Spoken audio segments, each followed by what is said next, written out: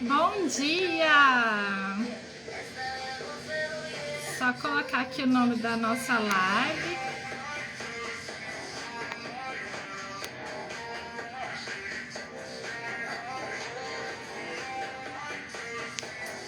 Bom dia, bom dia!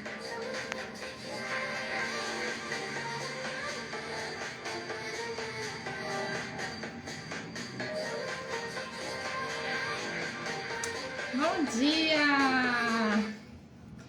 Bom dia, Nanda, Daisy, Ju, Mariana, bom dia! Vocês estão me ouvindo bem? Coloca aí coraçãozinho se vocês estiverem me ouvindo bem. Bom dia!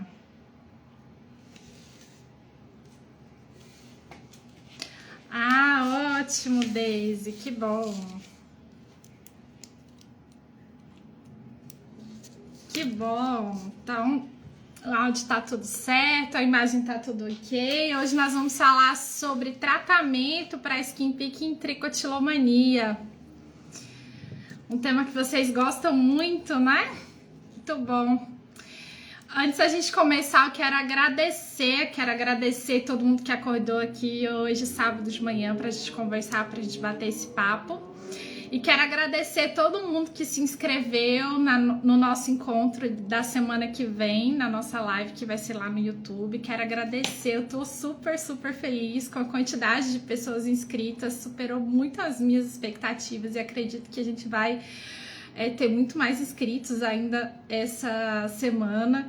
Então tá muito legal, vai ser um evento muito bacana, tô preparando conteúdo muito bom. A gente vai falar então nessa live sobre mindfulness, estratégias de mindfulness para controle de comportamentos de skin picking e de tricotilomania. Vou passar para vocês bastante estratégias de mindfulness e a gente vai praticar algumas estratégias lá nesse encontro, vai ser muito legal, muito rico. E aí, espero vocês lá na quinta-feira. Nesse encontro de quinta-feira, além das práticas e das vivências, eu vou falar um pouco para vocês também sobre o nosso grupo de terapia online. E vocês já se preparam que na sexta-feira a gente vai abrir as vagas para inscrição do grupo de terapia online, onde a gente utiliza, além das estratégias de mindfulness, outras estratégias comportamentais para controle do comportamento de skin picking e de tricotilomania. Então, vocês já ficam ligados e preparados aí para a abertura das inscrições na sexta-feira, tá bom? E aí, hoje vamos falar sobre tratamento. Eu separei as perguntas de vocês e tinha algumas perguntas que não eram só sobre tratamento, algumas perguntas também sobre o comportamento de cutucar a pele e algumas questões do comportamento de cutucar a pele e arrancar o cabelo e algumas questões do comportamento que influenciam também ao longo do acompanhamento, ao longo do tratamento. Então, eu elaborei aqui um roteiro para vocês entenderem como que a gente estrutura o tratamento e a importância também da gente entender algumas características clínicas para a gente entender lá na frente como que se estrutura esse comportamento, tá bom? Como que a gente estrutura esse tratamento, tá bom? Então, para quem ainda tem alguma dúvida, o skin picking é um nome coloquial, assim, um nome leigo que a gente dá para o transtorno de escoriação. O nome oficial, então, desse quadro é transtorno de escoriação, que é uma tradução do inglês scoriation disorder. Disorder seria, então, a tradução para transtorno e scoriation, escoriação. Skin picking significa literalmente cutucar a pele, cutucagem da pele, cutucar a pele. O nome transtorno de escoriação é um nome novo, é um nome que foi oficializado em 2013, então é um nome que ainda está pouco conhecido. O nome skin picking ele já vem sendo usado desde 2000, então é um nome que ele está um pouco mais difundido, tem aí 20 anos já que se fala nesse nome e E o nome transtorno de escoriação é um nome bebezinho aí, né, de 7 anos pra cá. Mas o nome oficial, então, é transtorno de escoriação. E o que significa esse transtorno? É um quadro que é caracterizado pelo comportamento compulsivo, sem controle, repetitivo de cutucar a pele. E a tricotilomania, provavelmente, no nosso próximo manual, vai ganhar o nome de transtorno de arrancar os cabelos. Já tem alguns livros trazendo esse nome, um nome mais descritivo, né? E menos difícil de falar, e menos estigmatizado.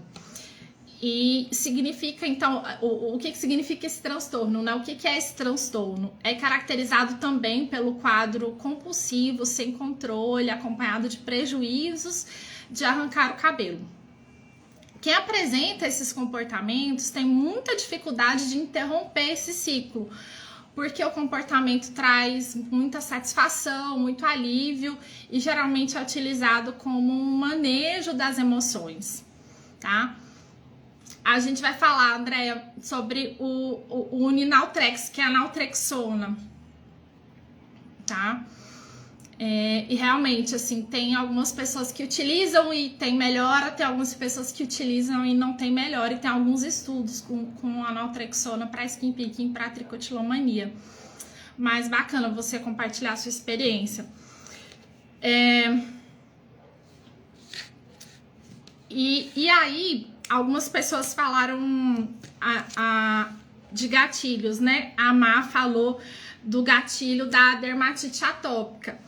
Então, existem alguns gatilhos que são mais frequentes, como o gatilho de ver alguma lesão na pele, o gatilho de ver algum cabelo com frizz, de ver algum fio branco, né? Eu tô cheia de cabelo branco, gente, não são luzes, confesso aqui em live.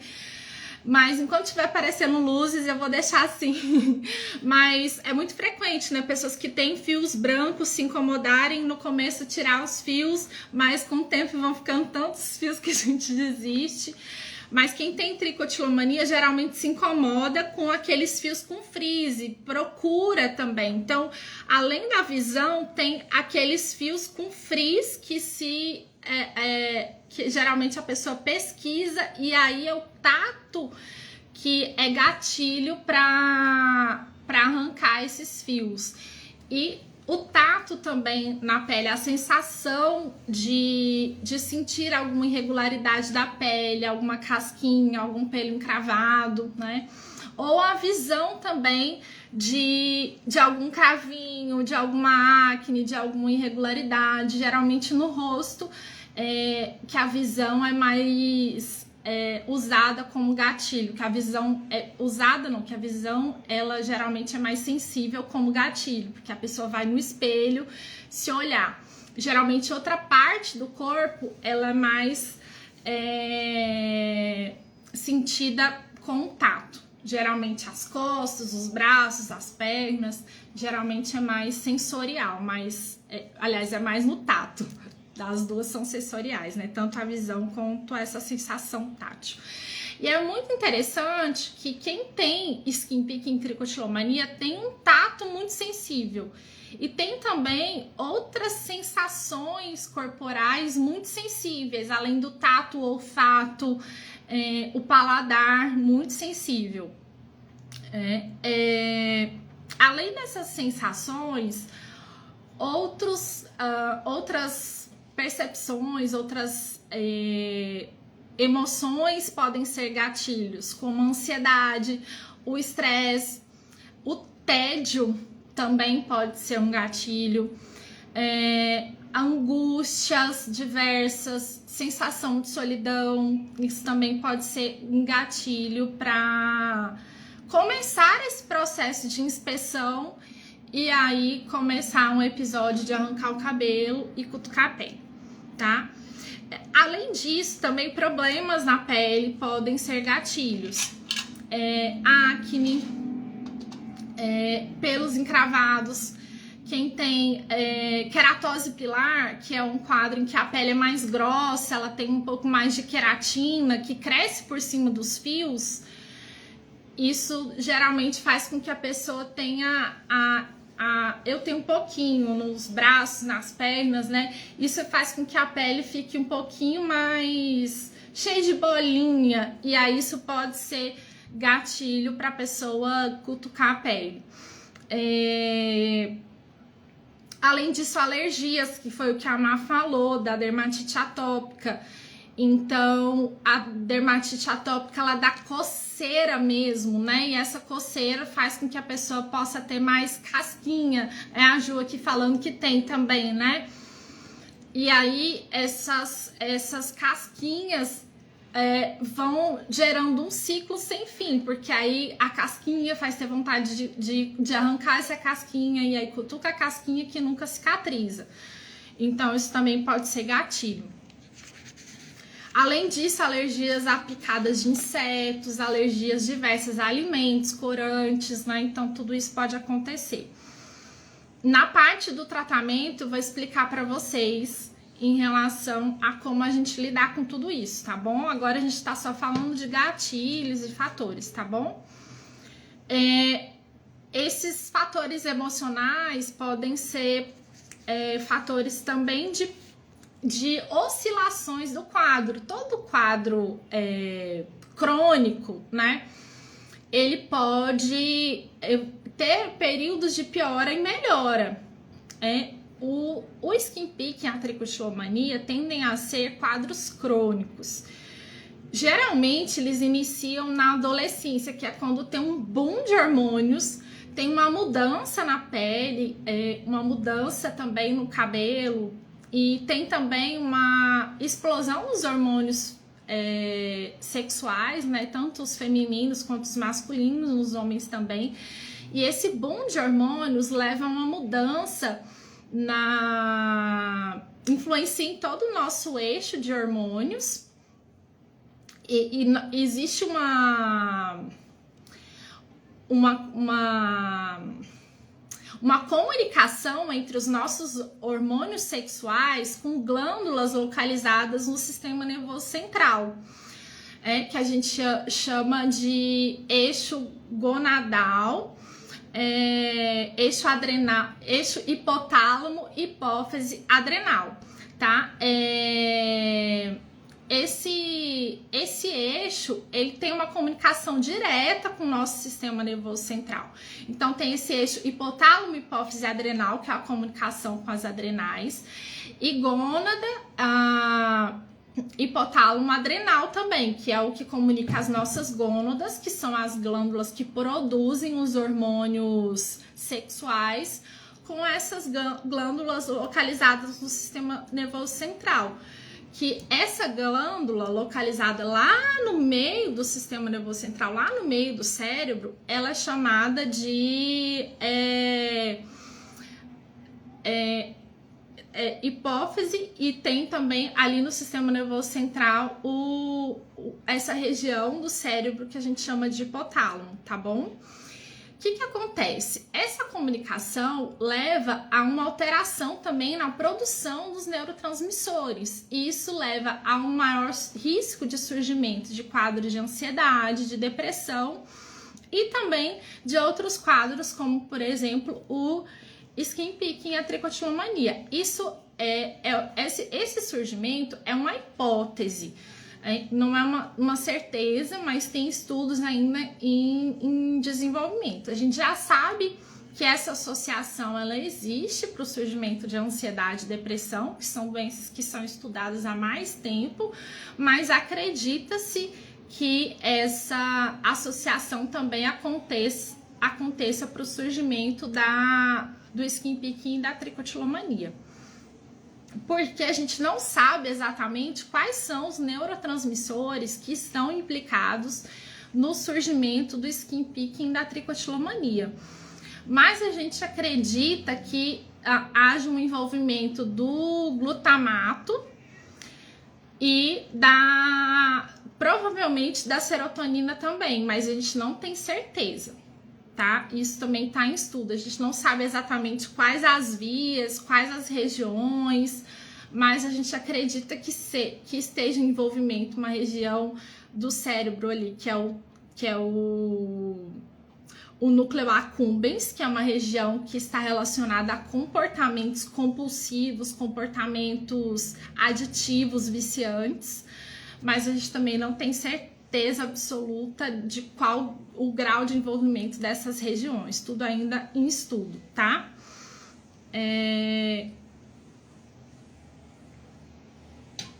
Alguns estudos já têm apontado para essas alterações, tá?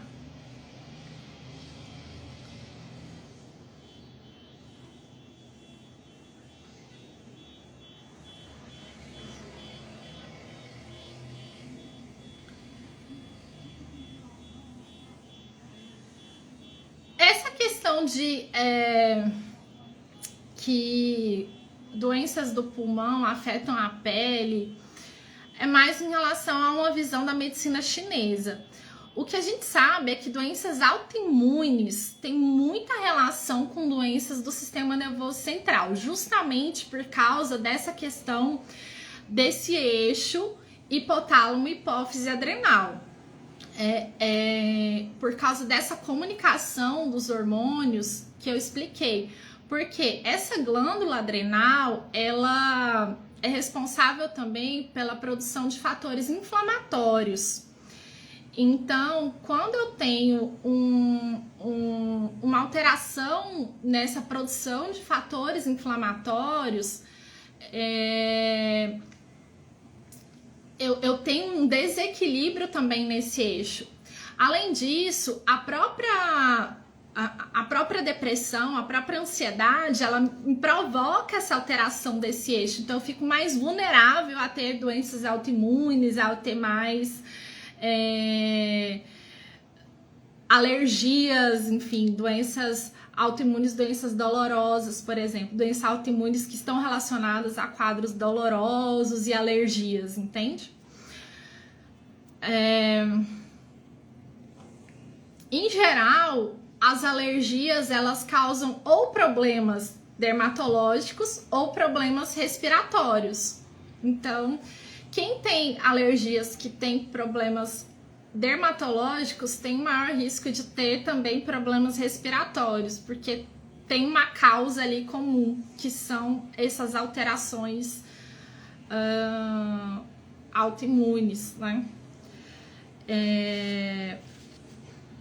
Seria mais ou menos isso. Então, existe esse, além desses fatores emocionais que podem piorar esse quadro do cutucar da pele e do arrancar de cabelo, existem esses fatores hormonais que podem tanto... Eu vou repetir que acho que a live pausou, né, gente? Além desses fatores emocionais que podem piorar o quadro de cutucar a pele, arrancar o cabelo, existem esses quadros hormonais que podem estar relacionados à causa, à origem e ao início do transtorno, né, ao surgimento do transtorno, quanto podem estar relacionados aos períodos de piora. Então, por isso que geralmente o cutucar da pele e o arrancar de cabelo piora no período menstrual, por causa dessas oscilações hormonais relacionadas às oscilações dos níveis de estrogênio. É muito comum isso acontecer. Além disso, também existe uma hipótese de piora do skin picking, da tricotilomania, principalmente do skin picking, mas também da tricotilomania no período da menopausa. Mas é algo que também tá em estudo. Teve uma pergunta que foi da Isabela, que falou que quando ela tá com mais estresse, com mais ansiedade, ela observa piora do quadro de arrancar o cabelo, de cutucar a pele. Realmente, quando há mais ansiedade, quando há mais tensão, mais preocupação, né? Existe uma piora e existem estudos mostrando que esse comportamento ele surge também como um comportamento de regulação emocional. O cérebro ele vai aprendendo, né? Eu cutuco a minha pele, eu arranco o cabelo e eu sinto alívio dessas sensações de ansiedade, de tensão, de tédio. E a partir do momento que eu sinto alívio, meu cérebro aprende. Então, realmente, esse comportamento, ele maneja as minhas emoções, ele me relaxa. Então, é um comportamento que traz esse alívio, essa satisfação. E aí, eu repito esse comportamento. Cada vez que eu repito, cada vez que eu executo esse comportamento, eu obtenho essa satisfação, eu obtenho esse alívio, esse relaxamento, eu vou reforçando essa satisfação, vou reforçando esse alívio, meu cérebro vai aprendendo, eu vou sedimentando e reforçando esse comportamento. Por isso que é tão difícil interromper esse ciclo, leva um tempo para a gente conseguir interromper esse aprendizado comportamental, tá? E aí isso vai fazer sentido quando a gente for falar lá para frente do tratamento, vai ficar mais claro para vocês, tá? Além disso, para vocês entenderem o quanto que a ansiedade, o quanto o estresse piora o comportamento, na pandemia houve um aumento significativo dos sintomas de cutucar a pele, de arrancar o cabelo. E houve também um aumento de casos novos de skin picking, de tricotilomania. Teve um estudo lá nos Estados Unidos que documentou isso, que realmente houve um aumento, tanto de sintomas de pessoas que já tinham o transtorno de escoriação e a tricotilomania, quanto um aumento de casos novos de transtorno de escoriação e de tricotilomania. Tá? E aí, quais são as situações em que mais acontecem o skin picking e a tricotilomania? Que acontecem os episódios, né, de cutucar a pele e de arrancar os cabelos. Geralmente, são as situações em que as mãos estão livres e a pessoa está executando comportamentos de ócio, ela está em situações de ócio ou executando comportamentos monótonos, ou ela está experimentando sensações de ansiedade, de tensão. Então é muito comum cutucar a pele e arrancar o cabelo quando está estudando, trabalhando, dirigindo, lendo, digitando, mexendo no celular. Geralmente, essas situações ou são situações repetitivas e monótonas, ou são situações em que a pessoa está esperando alguma coisa, está esperando uma resposta, ou está lidando com uma situação em que está ali diante de alguma tensão, né? Um ambiente de trabalho, geralmente tem uma tensão nas relações, ou algo assim, tá? A Daisy falou uma coisa muito interessante, Daisy, que quando ela tá arrumando casa, ela não cutuca a pele. Isso é muito interessante, porque quando ela tá arrumando a casa, ela tá se ocupando, ela tá fazendo uma atividade que movimenta, que ela precisa das mãos para arrumar a casa, né? Não tem como arrumar a casa sem estar utilizando as mãos, sem estar movimentando. Então, é uma atividade que as mãos estão ocupadas. Isso é muito importante. Prestem atenção nisso, que a gente vai usar essa informação daqui a pouco. E a Lara falou que realmente quando ela tá assistindo TV, que aí as mãos estão livres, e quando ela tá mexendo no celular, porque a gente mexe no celular com uma mão só. Às vezes a gente digita com as duas mãos, mas tranquilamente eu posso usar uma mão só. E a outra, ó, fica livre, né? A outra, ó, fica livre. Então, essa informação é muito importante. E aí, como controlar? Me digam. O que vocês acham? Como que a gente pode controlar? Como controlar o arrancar de cabelo e o cutucar da pele?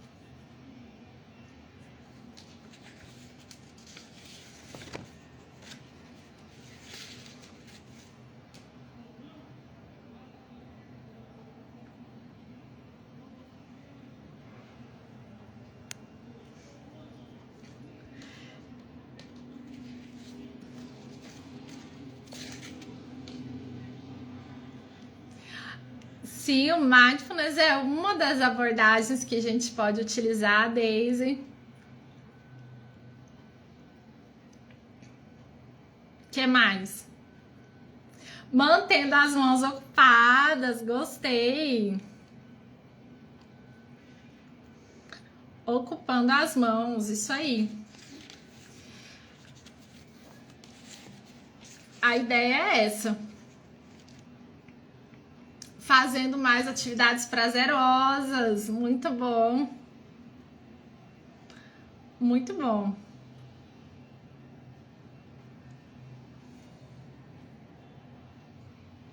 Muito bom. É importante, sim, a gente aumentar a fonte de prazer, né?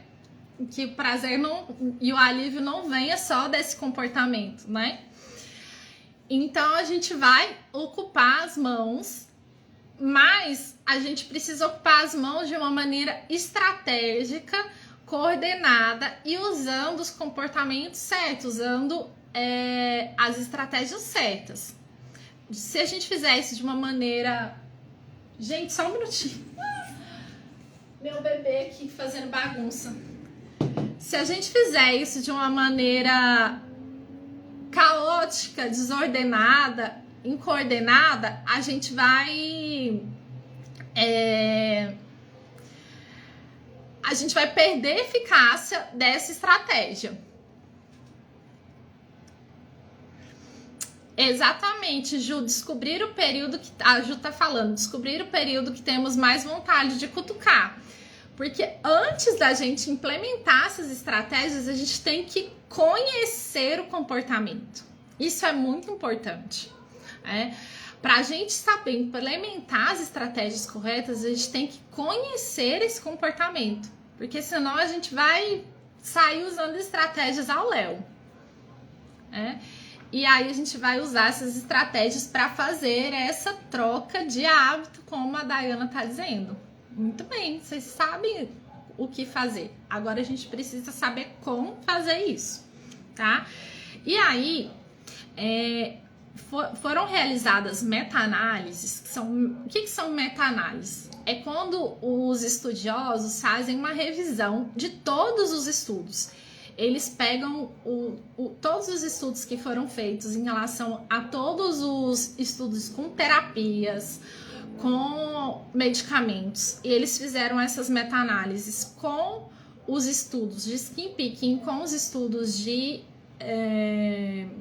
tricotilomania, e eles encontraram que o maior nível de evidência para tratamento de skin picking e de tricotilomania é com a terapia. Então, o melhor tratamento que nós temos para skin picking e para tricotilomania é com a terapia. Porque a gente está falando aqui de mudança de comportamento. A gente ainda não tem na medicina um medicamento tão eficaz para promover uma mudança de um comportamento. A gente vai conseguir ter alguns medicamentos que vão ajudar nos sintomas da ansiedade, nos sintomas da depressão, e talvez a gente consiga o medicamento que vai ajudar a diminuir a vontade, diminuir a fissura, né? Que é aquela vontade incontrolável de arrancar o cabelo e cutucar a pele. Mas a gente não tem um medicamento que vai promover a mudança do comportamento. Essa mudança do comportamento é a gente que faz, né? A gente não tem um remédio que vai promover a mudança do hábito do sedentarismo para o hábito da atividade física. A gente não tem um medicamento que vai promover a mudança do comportamento de compras compulsivas para não comprar mais, né? Para esse tipo de mudança de comportamento, o melhor tratamento que nós temos é a terapia.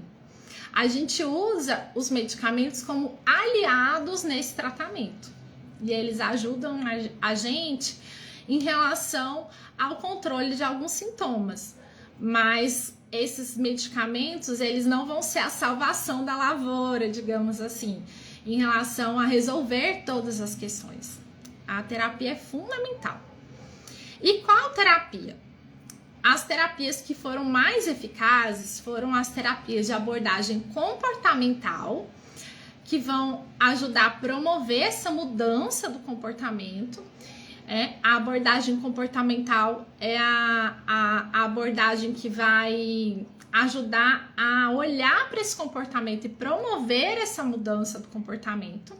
E a abordagem cognitivo-comportamental, que tem um olhar em relação aos pensamentos que levam a esse comportamento, tá bom?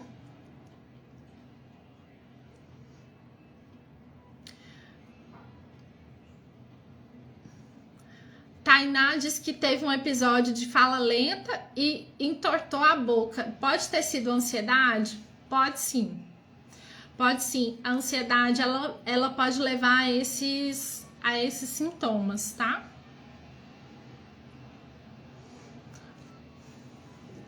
Vamos falar, ela tá dizendo aqui, a Tainá tá falando sobre mudanças de medicamento. Nós vamos falar sobre medicamento já em seguida. Vou falar um pouquinho para vocês sobre a terapia e aí a gente vai falar sobre os medicamentos, tá bom?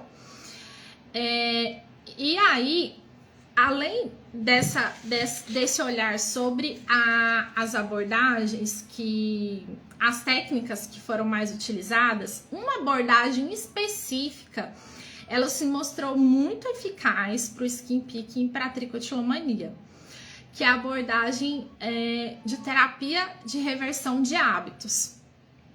Essa abordagem é uma abordagem que foi desenvolvida na década de 90 para tratamento de tiques.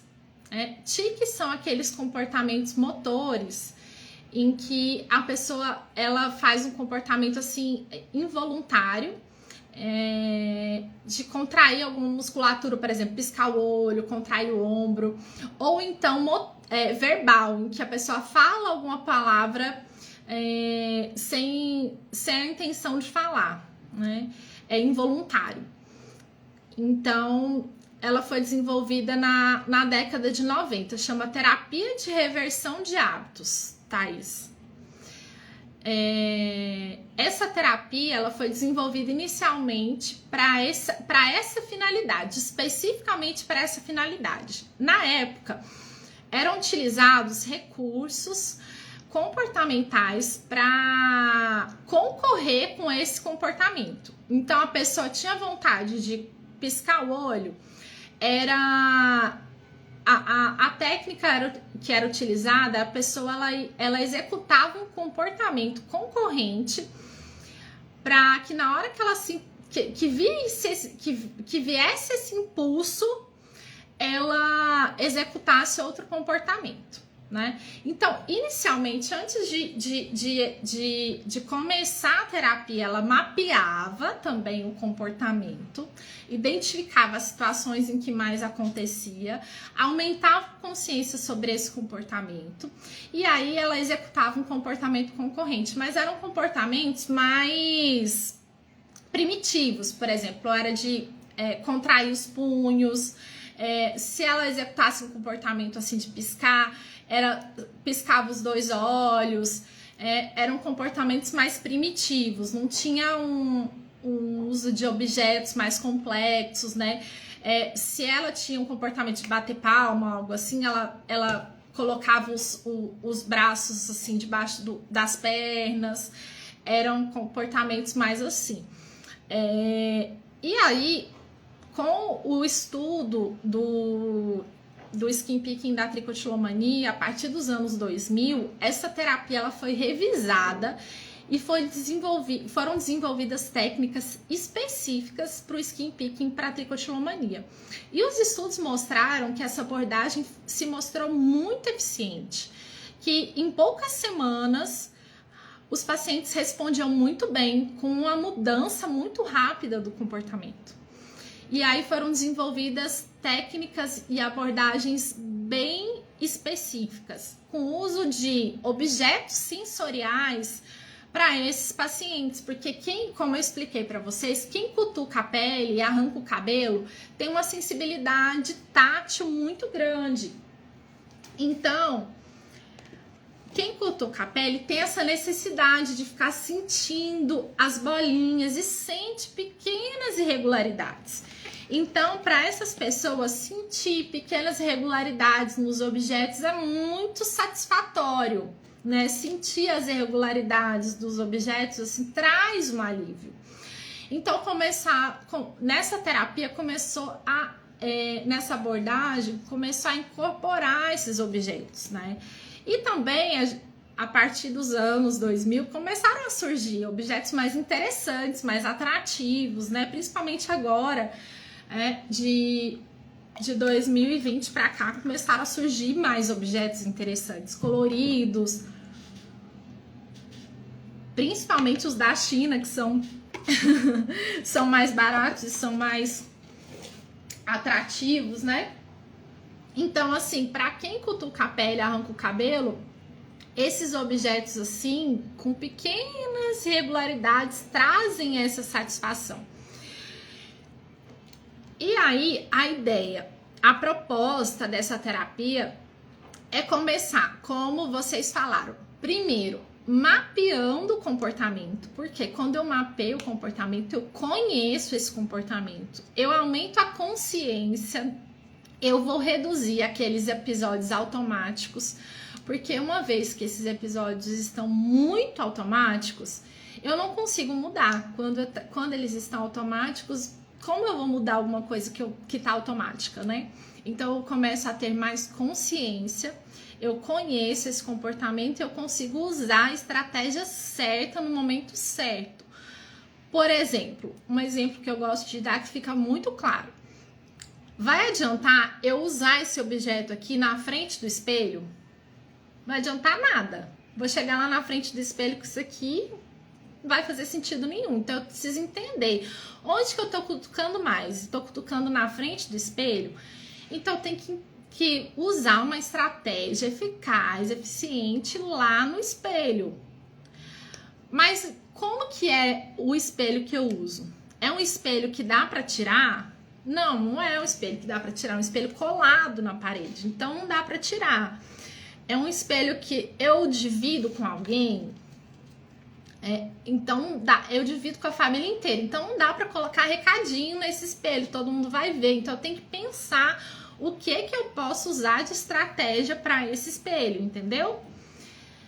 Então assim, eu tenho que mapear, entender exatamente onde acontece, como que acontece, qual que é a realidade de cada pessoa naquela situação. Então a gente tem que ser bem estratégico e bem específico, tá? Para funcionar, porque se a gente for fazer essa receita geral, geralmente não funciona, tá? Então o primeiro passo é mapear, esse é o primeiro passo. Aí depois a gente vai implementar as estratégias específicas. Quando a gente começa a implementar essas estratégias, a gente começa a ver o que está funcionando, né? Aí o que está funcionando a gente repete e começa a reforçar. E o que não está funcionando, a gente vai adaptar, porque aí a gente tem que ter uma flexibilidade, né? Porque às vezes uma estratégia funciona muito bem para uma situação, mas para outra não. Ou então ela funciona muito bem por um determinado período. Por exemplo, eu tô usando band-aid direto nas feridas. Mas as feridas secaram, então não precisa usar mais band-aid. Entende? Mais ou menos assim, a estratégia funciona muitas vezes por um período. Depois ela não precisa mais ser usada, então eu tenho que ter essa flexibilidade.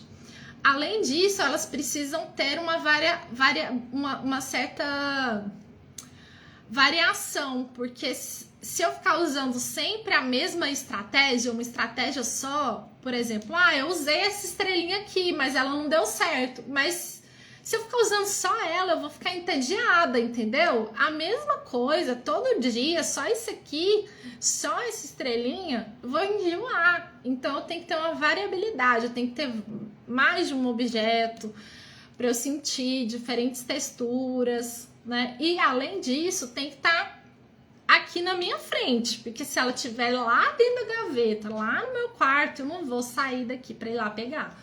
A minha mão tá mais perto, né? Eu vou cutucar, porque a minha mão tá aqui pertinho de mim, do meu corpo, né? Então tem isso. E aí é importante usar por um longo período de tempo, porque o meu cérebro, ele ficou aprendendo, reforçando esse comportamento. Então a gente vai precisar usar essas estratégias por um tempo, né? Eu usei 15 dias, não funcionou.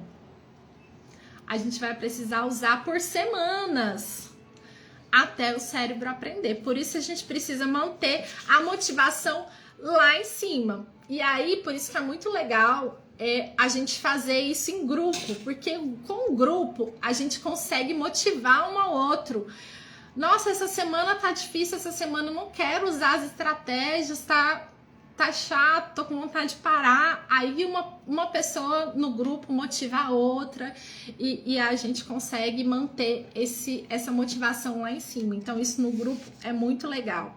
E além disso, o grupo também reforça essa mudança, né? Porque o cérebro ficou lá várias vezes, o comportamento, o próprio cérebro ficou várias vezes reforçando que cutucar era bom, que arrancar o cabelo era bom. Agora a gente precisa de pessoas para reforçar que usar o objeto é bom, não cutucar é bom, não arrancar o cabelo é bom. Então a gente precisa desaprender juntos, né? Então por isso que o grupo é muito legal. E trocar todas essas experiências, essas dificuldades também é muito legal, é muito gostoso. E além disso, né, os estudos mostraram que só essa abordagem sozinha não é eficiente no longo prazo. Nesse curto prazo, para eu fazer essa mudança, ela é muito, muito eficiente. Eu consigo interromper o ciclo em poucas semanas. Muito eficiente, mas se eu usar só essa abordagem, eu não consigo manter. Por quê? Vocês perceberam que aqui eu não falei nada em relação a como cuidar dos sentimentos? Eu tô falando aqui só de comportamento. Além disso, eu preciso de outras estratégias pra gente cuidar aqui, ó, das emoções. Aí entra o mindfulness que vocês falaram. E entra outras abordagens também. Através do mindfulness, eu vou conseguir olhar para os sentimentos, eu vou conseguir olhar para as emoções, olhar também para as sensações, vou conseguir olhar para elas sem julgamento, eu vou conseguir reconhecer e olhar sem aquela crítica, aquele julgamento pesado para mim e para os outros também. E eu vou conseguir desenvolver habilidades, estratégias para lidar com a ansiedade, com o estresse, com a tensão, para que esses sentimentos não sejam gatilhos para cutucar a pele e arrancar o cabelo. Além disso, também outra abordagem que é utilizada também, que eu utilizo no meu acompanhamento, né, no meu tratamento e no grupo também, é a terapia de aceitação e compromisso.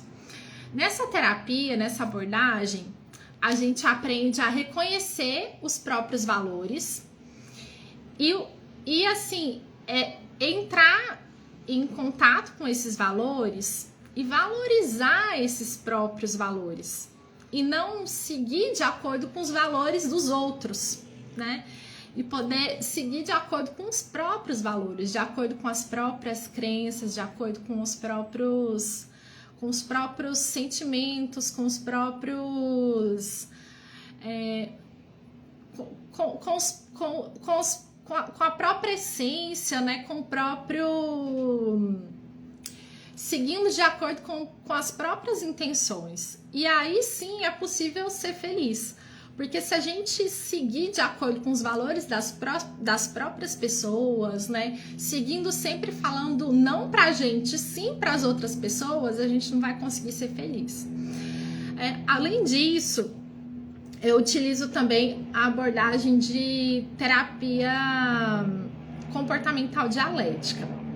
A gente usa algumas estratégias da comportamental dialética também para identificar alguns sentimentos, algumas emoções, e utilizo estratégias que são específicas também para o skin picking e para a tricotilomania, para a gente conseguir, através dessa abordagem, desenvolver habilidades para lidar com a fissura, que é com a vontade incontrolável de cutucar a pele e arrancar o cabelo, para lidar com emoções mais intensas. Então a gente desenvolve aí algumas habilidades bem interessantes para lidar com essas situações.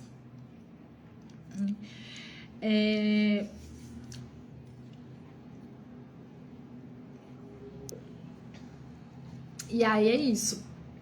Vocês têm alguma pergunta em relação à terapia?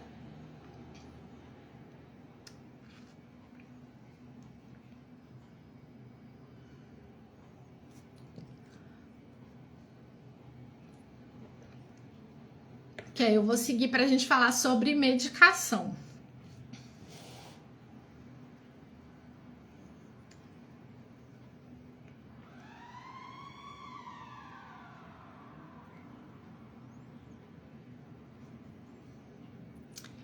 Olá, Raquel, que bom te ver aqui.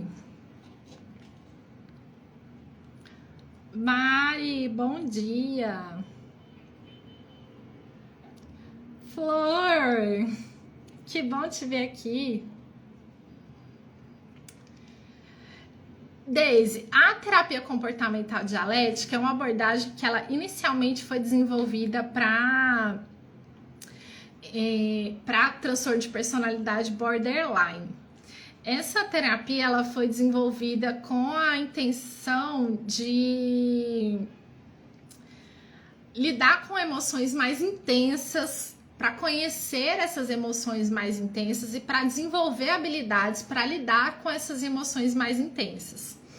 Uma psiquiatra e terapeuta de Harvard desenvolveu essa terapia com estratégias especificamente para skin picking e tricotilomania. É uma abordagem bem interessante e em grupo. Então, eu utilizo estratégias específicas dessa abordagem para skin picking e para tricotilomania, justamente para auxiliar a identificar essas emoções, identificar os sentimentos, identificar emoções de ansiedade, identificar emoções de estresse, emoções de tédio, tristeza, e também para desenvolver habilidades, para lidar com a fissura, que é a vontade incontrolável de cutucar a pele, arrancar o cabelo, para lidar com a ansiedade, com o estresse, tá? E aí é um pouquinho diferente das habilidades que a gente desenvolve com o mindfulness, que o mindfulness a gente desenvolve mais habilidades de relaxamento, de meditação, mais habilidades nesse sentido.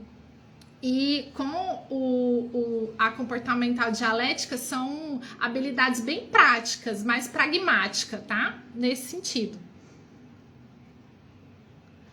Gatas, a Gata é o nome dela aqui, a Gata tá perguntando, Gata Chi.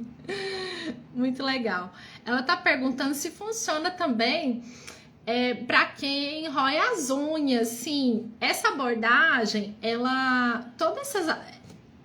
na verdade, assim, eu utilizo uma abordagem integrativa, que eu integro na minha abordagem todas essas técnicas, porque eu entendo que usando essa abordagem integrativa com técnicas de terapia de aceitação e compromisso, terapia de comportamental dialética, o mindfulness e a terapia de reversão de hábitos, eu vou conseguir ter muito mais estratégias para auxiliar vocês a controlar o comportamento de arrancar o cabelo, cutucar a pele. E todas essas abordagens, elas são também voltadas para outros comportamentos repetitivos focados no corpo. Então, também são utilizadas para quem roe as unhas, para quem morde os lábios e as bochechas, tá? Os comportamentos, eles são muito semelhantes. Então, respondendo à pergunta da gata Xi, sim, funciona para quem roe as unhas, porque são comportamentos muito semelhantes, tá? Então, funciona assim. Mesmo para quem rói as unhas e não arranca o cabelo e não cutuca a pele, tá bom?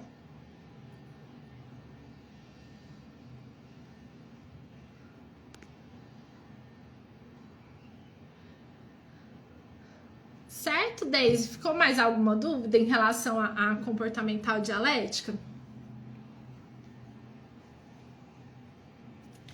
Tá entrando uma luzinha aqui.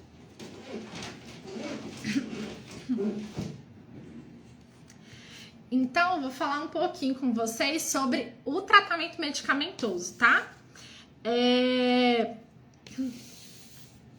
Para vocês entenderem, em relação ao tratamento medicamentoso, a gente tem dois... Vai ficar salvo, tá, Ana? Vai ficar salvo, tá?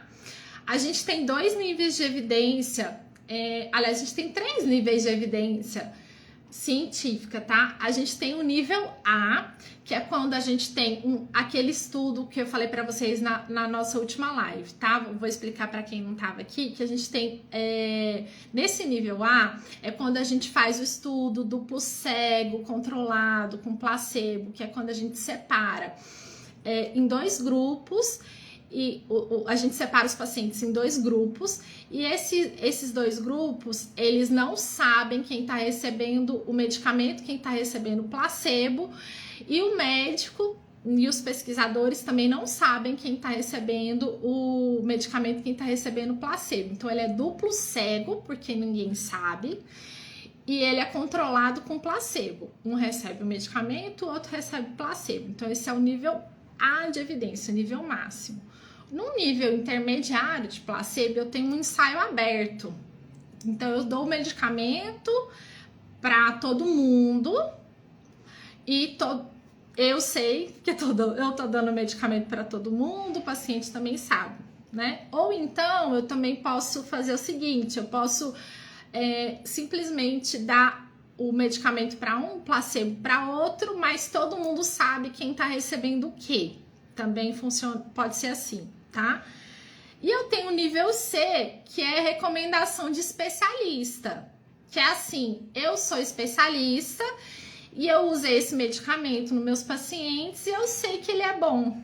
E funciona na minha prática, e eu sei que ele é bom, funcionou na minha prática, os pacientes ficaram bem, meus pacientes ficaram bem, então eu indico para os meus colegas utilizarem esse medicamento nos pacientes deles. Mas eu não fiz nenhum estudo, então eu só indico pela minha expertise e pela minha prática clínica, tá?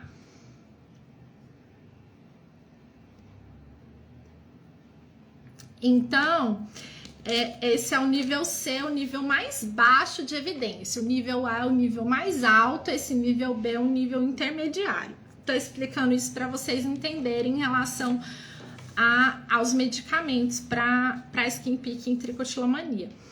Para skin picking, a gente só tem um medicamento que é o nível A de evidência, que é a N-acetilcisteína, tá? Que é o Fluimicil. Esse medicamento, ele é um antioxidante que ele foi desenvolvido inicialmente como um xarope que fluidifica as secreções das vias aéreas superiores. Ele é usado para criança. Se vocês forem comprar na farmácia, vocês vão achar ele como um pozinho que dilui e ele vira um xaropezinho, né? É ruim usar ele por muito tempo porque ele vem com açúcar, vem com corante, e aí é um tratamento que vai ser usado durante meses. Ele age lá no cérebro através de uma cascata de reações. Ele vai regular os níveis de glutamato lá no sistema nervoso central, numa região que chama núcleo accumbens. Essa região, ela é responsável por comportamentos compulsivos, comportamentos viciantes. Regulando os níveis de glutamato, ou seja, deixando esses níveis mais estáveis, a gente vai conseguir controlar esses comportamentos de recompensa, que são esses comportamentos em que eu sinto gratificação, que eu sinto alívio. E aí a gente vai diminuir a fissura, essa vontade incontrolável de cutucar a pele, de arrancar o cabelo, tá? Então, alguns pacientes que usam falam: nossa, parece que eu não tô sentindo mais aquela vontade incontrolável, aquela vontade doida, assim, de arrancar o cabelo e cutucar a pele, tá? O que acontece é que a taxa de resposta, ela não é tão alta assim. A taxa de resposta é em torno de 50%. Então, metade das pessoas que fizeram o estudo melhoraram.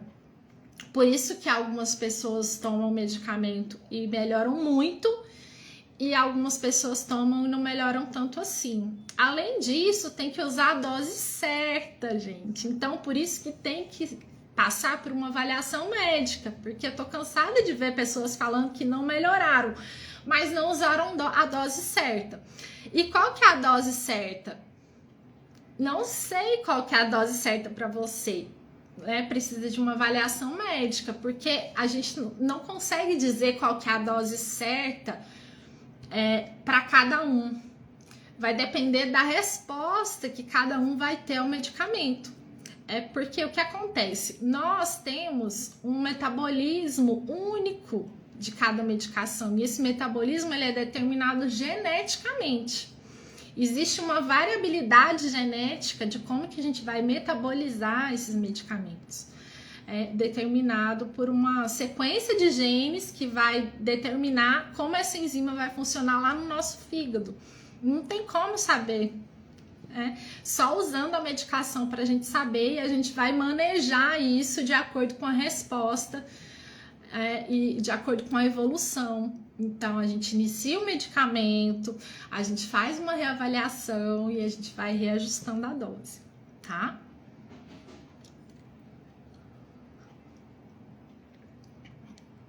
Gente, esses exames que determinam os níveis de serotonina no cérebro não são fidedignos, eles não são certos, tá? Não são reais, tá? Viu, Rosana? Ah, Rosana, agora que eu vi que é você, olá. Então, mesmo que se tivesse um exame que determinasse o nível de glutamato, ele não seria um exame confiável, porque assim, para eu saber o nível certo de glutamato, eu teria que medir ele lá dentro do cérebro, dentro da célula, entendeu? Nem no líquor seria confiável, teria que ser dentro da célula. Então, não é fidedigno, tá? Então, tem muita gente que faz, né, a dosagem de serotonina. Ah, minha serotonina tá baixa. E também tem gente que faz a dosagem de lítio, né, sem nem tomar lítio. Também, gente, isso não existe. A gente só dosa o lítio quando a pessoa faz uso do lítio, pra gente avaliar se não tá tendo uma intoxicação ou se a gente tá dentro da regulação do nível certo de lítio após o uso da medicação. Então não existe, meu lítio tá baixo, então eu tenho que repor lítio. A gente não faz reposição de lítio, tá? Isso é um alerta bem importante.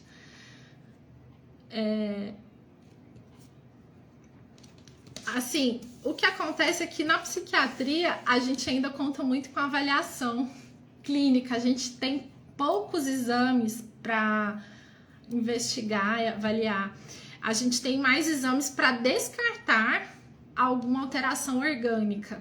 A gente faz muito exame laboratorial, exame de imagem, para descartar alguma alteração estrutural, alguma alteração em outras glândulas, mas os exames não são para detectar alguma doença mental, porque as alterações que a gente tem, elas ainda são moleculares. Então, a gente não tem exame ainda nesse grau de precisão. A gente precisaria de exames que mostrassem alterações nas nossas moléculas, alterações dentro das nossas células, mostrando ali as sinapses, e a gente não tem ainda, mostrando ali as alterações nas fibras, a gente não tem essa tecnologia ainda. Aí a gente tem então um nível de evidência mais alta para skin picking que a N-acetilcisteína.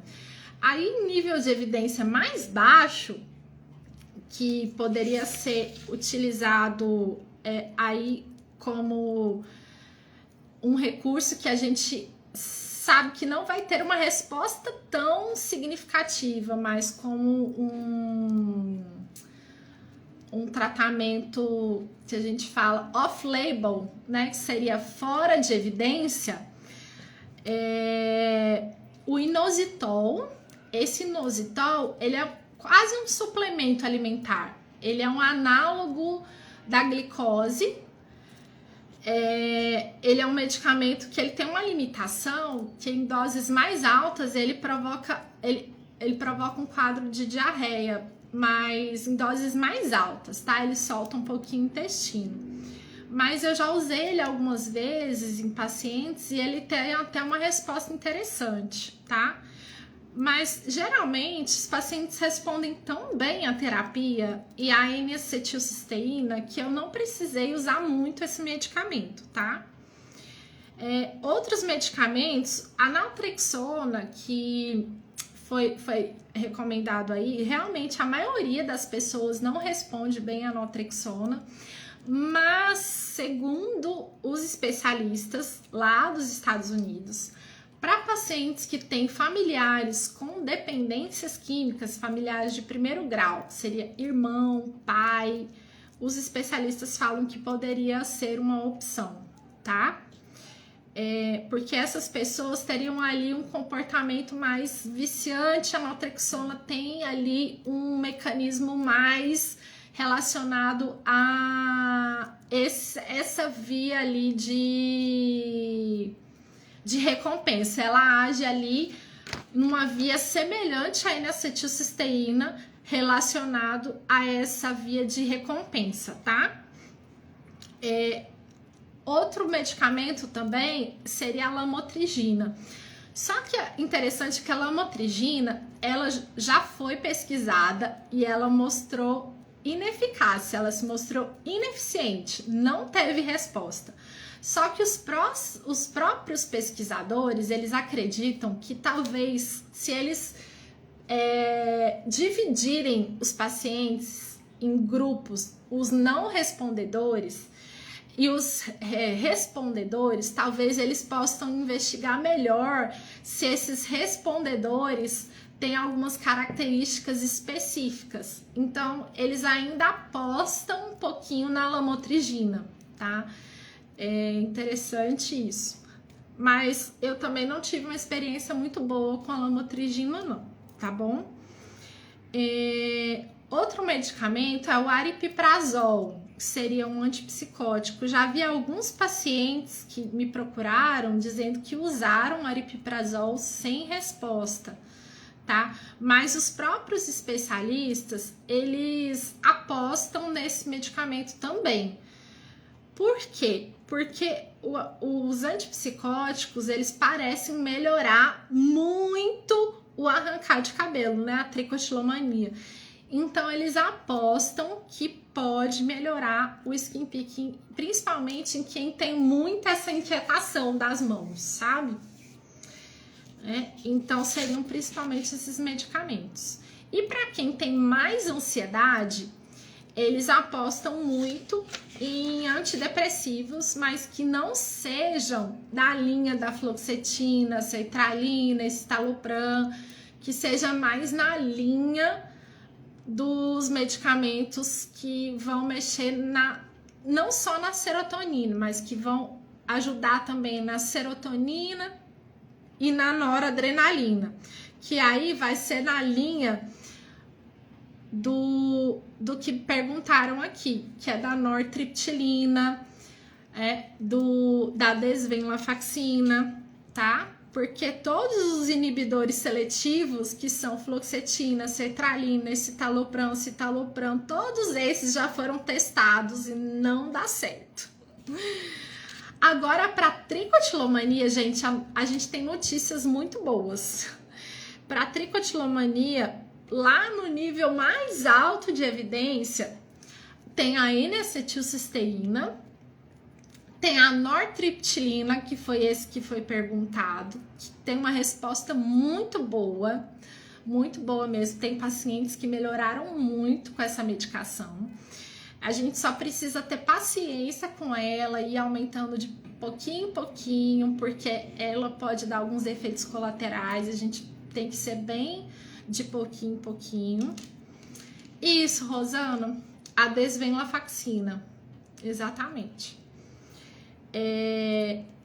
Agora, para trico é a nortriptilina, tá? Que tem evidência. E aí, os pesquisadores acreditam que ela pode ser eficaz para skin picking, mas nunca foi pesquisado. Tem sempre essa aposta que será que dá certo, mas nunca foi pesquisado, porque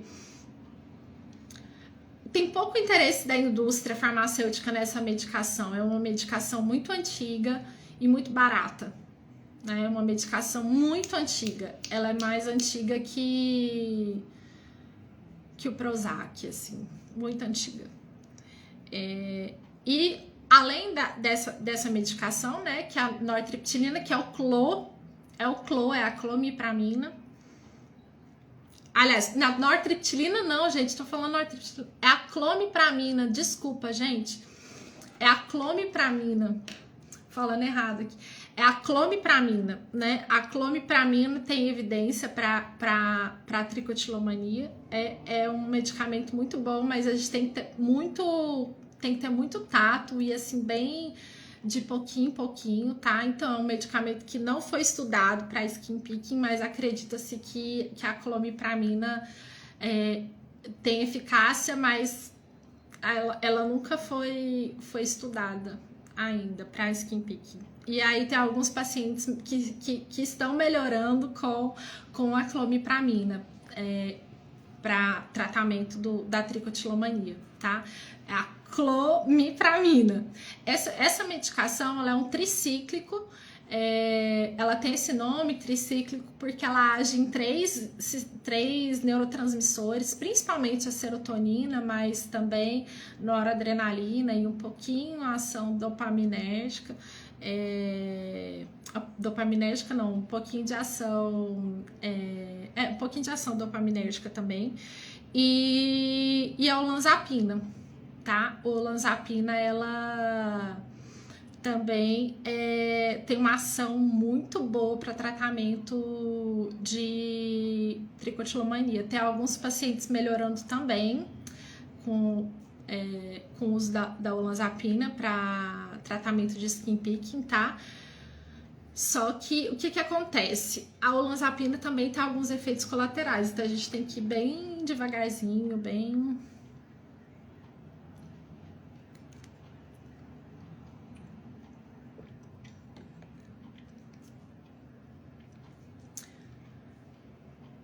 Gatas, tia, é o seguinte, quando a gente fala de skin picking prout, esse comportamento de cutucar a pele, né? Não vou falar skin picking, mas o comportamento de cutucar a pele em pessoas que têm autismo e em pessoas que têm demência é outro quadro, não é transtorno de escoriação, tá?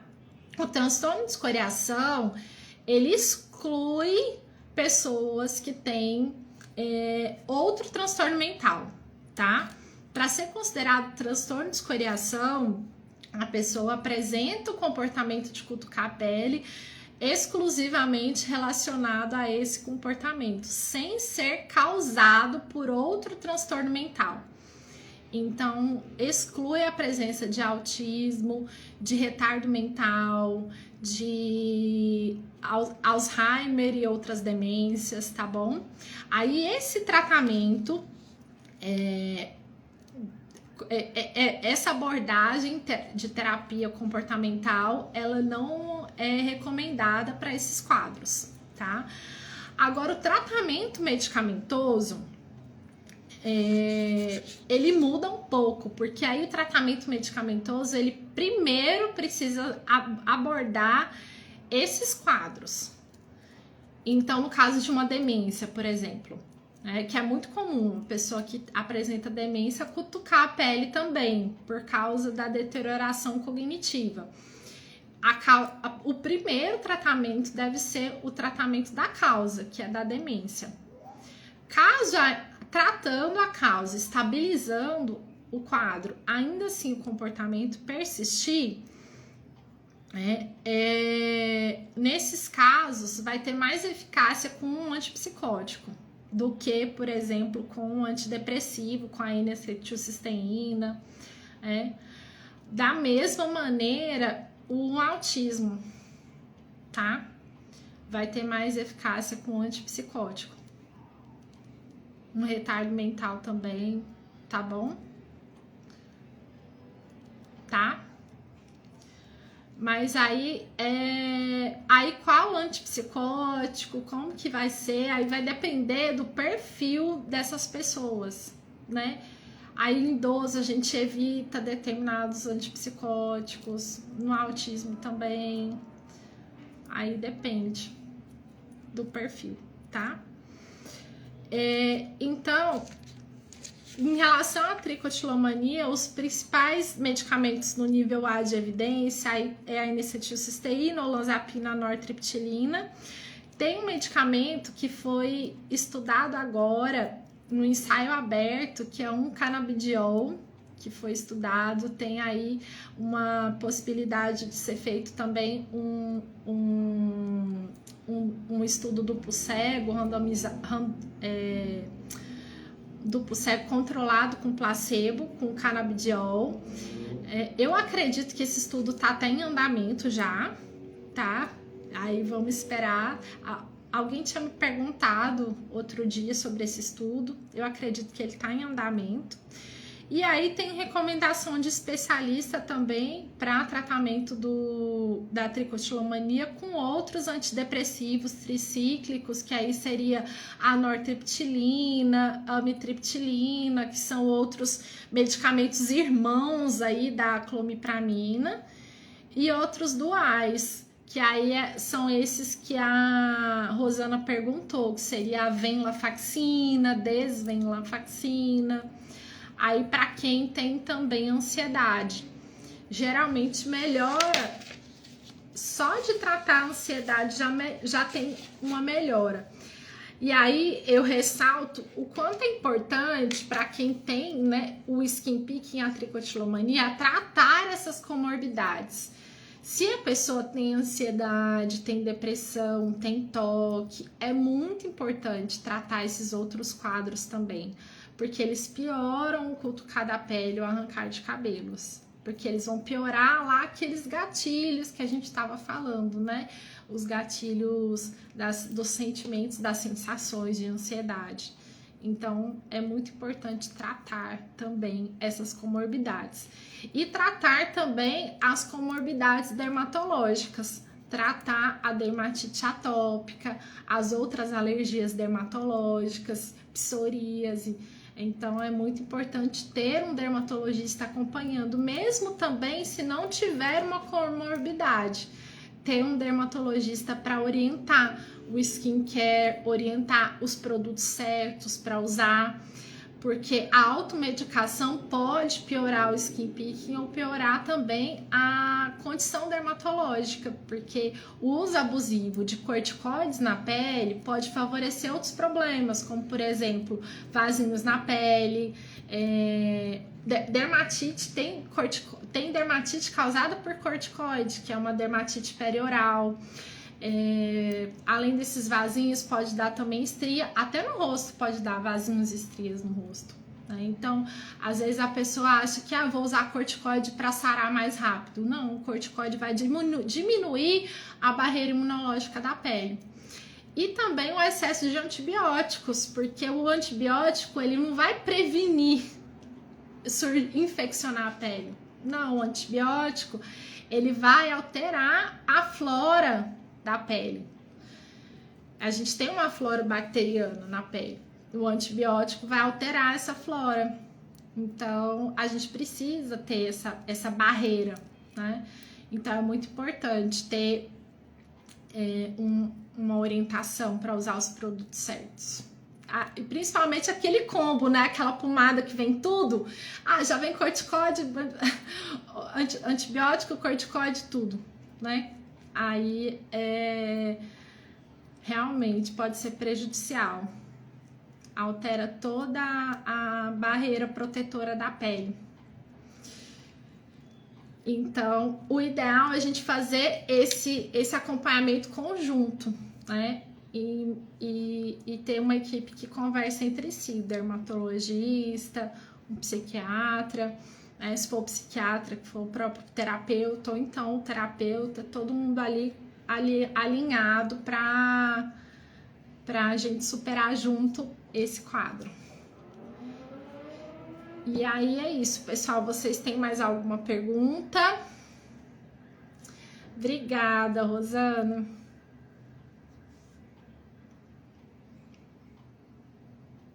É isso, né? Sempre usando os menos produtos, os produtos mais naturais, né?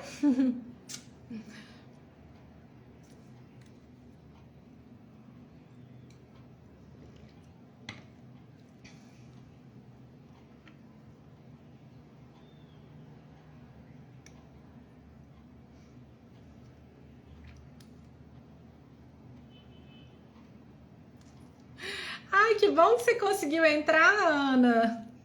Conseguiu pegar um finalzinho.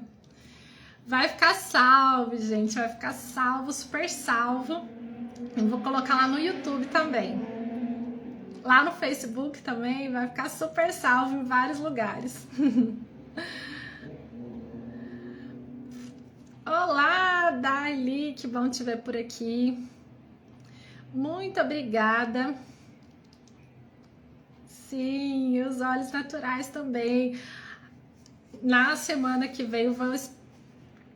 os óleos naturais ajudam a clarear as manchas.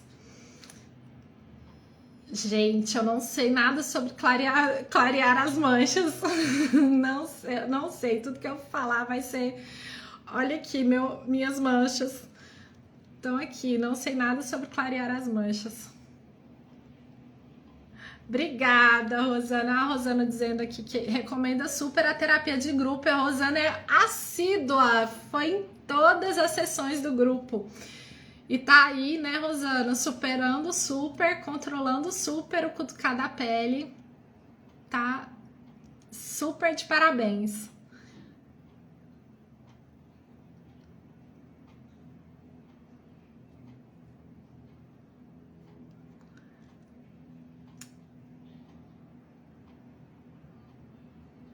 Olha, eu sei um pouquinho sobre o óleo de rosa mosqueta. O óleo de rosa mosqueta, ele é um óleo que ele tem propriedades ele tem um pouquinho de ácido, tá? E ele tem um pouquinho de óleos que tem propriedades cicatrizantes. Então, ele é muito interessante, ele tem uma combinação muito interessante que ele hidrata e, ao mesmo tempo, ele revitaliza a pele. Tá? Ele é muito interessante, sim. Ele é um óleo que ajuda na pele, com certeza. Ele é um óleo interessante de usar. Agora, é interessante saber o seu tipo de pele, porque talvez A frequência dele pode ser, né, porque ele é um óleo. Se sua pele for mais oleosa, talvez a frequência dele... Eu acho interessante ele ser usado, por exemplo, no corpo, para quem tem queratose pilar. Por quê? Porque ele hidrata e ele ajuda a tirar aquela camada de queratina, porque ele tem esse pouquinho de ácido, tá? Então, e a quantidade de ácido dele não queima a pele. Mas em relação a ele ser clareador, tem assim, essa promessa de clarear a pele com ele, não, tá? Ele também é muito bom ser usado aqui, principalmente como primer para maquiagem, porque ele ajuda a disfarçar esses pezinhos de galinha aqui que estamos aqui. Óleo de amêndoas, ele é bom para passar no corpo, no rosto, não. Ele é mais hidratante, clareador de manchas, não. O óleo de girassol é o Dersane, né? Nada mais é do que o Dersane. Ele é muito bom para cicatrização de lesão, sabe? Ele é usado, inclusive, para cicatrizar escaras. Eu indico até, às vezes, para as pacientes, quando estão com as feridinhas mais abertas, com casquinhas. Quando a pessoa tem dificuldade de passar ele muito direto para não ficar muito melado assim, eu recomendo colocar no hidratante, porque ele umedece as casquinhas, não fica aquela casquinha seca que dá vontade de arrancar, e ele ajuda a cicatrizar. Ele realmente tem propriedades cicatrizantes, tá? Mas clareador, não. Gente, para clarear as lesões, é importante procurar um dermatologista. Ele é um profissional que vai te indicar qual produto você pode usar de acordo com o seu tipo de pele, tá? E qual vai ser a sequência de tratamento, porque tem uma sequência, provavelmente você vai ter que usar um produto que é realmente um ativo clareador, ou mesmo fazer um procedimento, como um laser, por exemplo. E aí vai ter um momento certo de fazer isso, que vai ser quando você não estiver mais cutucando a pele. Porque se você usar um ativo clareador potente enquanto estiver cutucando a pele, existe um risco dessa pele manchar. Porque se você cutucar com esse ativo, ele pode manchar, a pele pode manchar. Alguns lasers mais potentes, eles podem fazer casquinha. E aí também existe um risco de manchar, né? Porque você vai arrancar a casquinha. Então, o ideal é procurar um dermatologista. Ele vai te dizer para cuidar primeiro da pele, cuidar primeiro do skin picking, depois fazer o procedimento. E isso não é uma negativa, é que tem um passo a passo para isso acontecer, tá? Então, que isso sirva de motivação para cuidar do skin picking agora, para a gente fazer esse procedimento do tratamento agora, para depois fazer o procedimento de clareamento, né? E aí eu tenho muitas pacientes que fizeram esse procedimento do tratamento e estão indo para o procedimento de clareamento agora, ou já estão no procedimento de clareamento, tá?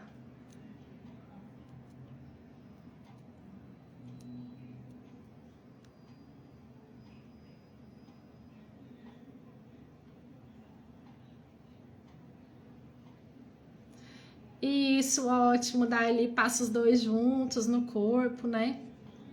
Sim, é que assim, o tratamento dermatológico, ele não vai ser suficiente para controlar o skin picking, porque o controle do skin picking passa pela terapia comportamental, né?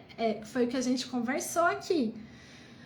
O tratamento dermatológico, nesse primeiro momento, ele vai te ajudar a orientar quais os produtos certos você usar para não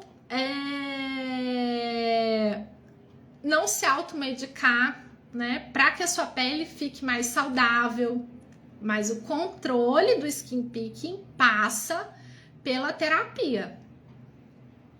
Realmente, o tratamento dermatológico não vai ajudar a controlar o skin picking. Realmente não vai dar o resultado que você quer. O que vai dar resultado é aliar as duas coisas. Aliar o tratamento dermatológico com a terapia. Aí sim vai dar um resultado show de bola. Aí sim. E aí, no segundo momento, quando o skin picking estiver controlado, aí sim a dermatologista vai conseguir passar o tratamento correto para clarear as manchas. Tá? Fechou? Então, pessoal, muito obrigada. Muito obrigada, foi excelente essa troca com vocês. Muito conhecimento vocês têm agora, vocês têm uma bagagem incrível agora, e agora vocês já sabem o caminho, já sabem que a terapia é o melhor caminho para tratamento do skin picking da tricotilomania. Agora o nosso próximo encontro vai ser na quinta-feira. A gente se vê lá, vocês vão aprender muitas estratégias sobre mindfulness para controle de skin picking e tricotilomania. E vocês já sabem que na sexta-feira a gente vai abrir vagas para o grupo de terapia online. Então, encontro vocês na quinta-feira às 19 horas. Um beijão, até lá!